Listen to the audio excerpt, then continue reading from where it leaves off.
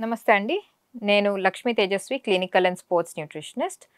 So, ఇవాళ discuss చేసే topic చాలా ఇంట్రెస్టింగ్ అండ్ చాలా ఇంపార్టెంట్. ఎందుకంటే చాలామంది తింటూ ఉంటారు ఈ ఫుడ్ అనేది ఓట్స్.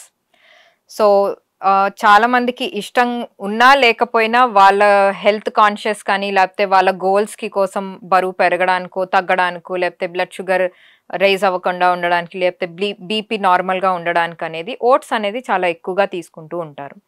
సో, వీళ్ళు ఏం చేయాలి అంటే ఆహ్, ఓట్స్ అనేది మంచిదా? కాదా? ఫస్ట్. ఓట్స్ డెఫినెట్‌గా మంచిదండి. కానీ ఎలాంటి ఓట్స్ కొంటున్నామనేది చూసుకోవాలి. మార్కెట్‌లో యాక్చువల్లీ చాలా రకాలు ఓట్స్ దొరుకుతాయి. కానీ చాలా మందికి తెలీదు. సో, ఓట్స్ అనేది మార్కెట్‌లో చాలా రకాలుగా దొరుకుతాయి. అండ్ ఏ రకం కొంటున్నారో డెఫినెట్‌గా ప్యాకెట్ చూసి కొనుక్కోండి. సో, డిఫరెంట్ టైప్స్ ఉంటాయి. 3 రకాలైతే చాలా కామన్‌గా దొరుకుతాయి మనకి. ఒకటి ఇన్‌స్టంట్ ఓట్స్ అని దొరుకుతుంది. ఇంకొకటేమో రోల్డ్ ఓట్స్ అని దొరుకుతది. ఇంకోటి స్టీల్ కట్ ఓట్స్ అని దొరుకుతాయి. సో, మీరు నెక్స్ట్ టైమ్ ఓట్స్ కొంటున్నారంటే ఈ పేరు మాత్రం డెఫినెట్‌గా ఓట్స్ ప్యాకెట్ మీద చూసుకోండి.